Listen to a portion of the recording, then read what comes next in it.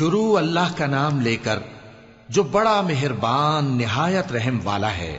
ہم نے نوح کو ان کی قوم کی طرف بھیجا کہ پیشتر اس کے کہ ان پر درد دینے والا عذاب واقع ہو اپنی قوم کو خبردار کر دو۔ انہوں نے کہا کہ بھائیو، میں تم کو کھلے طور پر خبردار کرتا ہوں کہ اللہ کی عبادت کرو اور اس سے ڈرو اور میرا کہا مانو، وہ تمہارے گناہ بخش دے گا اور موت کے وقت مقرر تک تم کو مہلت عطا کرے گا۔ جب اللہ کا مقرر کیا ہوا وقت آ جاتا ہے تو تاخیر نہیں کی جاتی، کاش تم جانتے ہوتے۔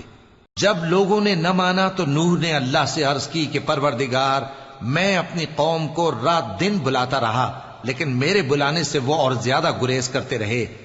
جب میں نے ان کو بلایا کہ توبہ کریں اور تو ان کو معاف فرمائے تو انہوں نے اپنے کانوں میں انگلیاں دے لی اور اپنے اوپر کپڑے اوڑھ لیے اور اڑ گئے اور خوب تکبر کرنے لگے۔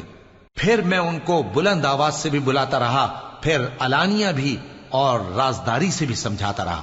پھر میں نے کہا کہ اپنے پروردگار سے معافی مانگو کہ وہ بڑا معاف کرنے والا ہے۔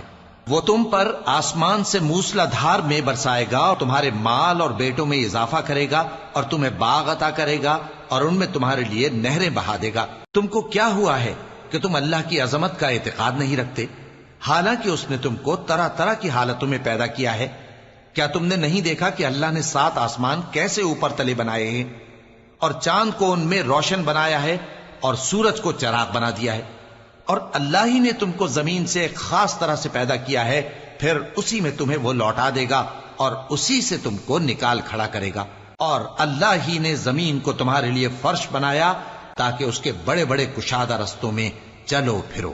آخر میں نوح نے عرض کی کہ میرے پروردگار، یہ لوگ میرے کہنے پر نہیں چلے اور ایسوں کے تابع ہوئے ہیں جن کو ان کے مال اور اولاد نے نقصان کے سوا کچھ فائدہ نہ دیا، اور وہ بڑی بڑی چالیں چلے اور کہنے لگے کہ اپنے معبودوں کو ہرگز نہ چھوڑنا، اور ود اور سوا اور یغوث اور یعوق اور نصر کو کبھی نہ چھوڑنا۔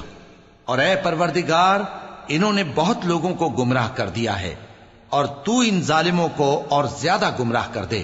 آخر وہ اپنے گناہوں کے سبب پہلے غرقاب کر دیے گئے، پھر آگ میں ڈال دیے گئے، تو انہوں نے اللہ کے سوا کسی کو اپنا مددگار نہ پایا۔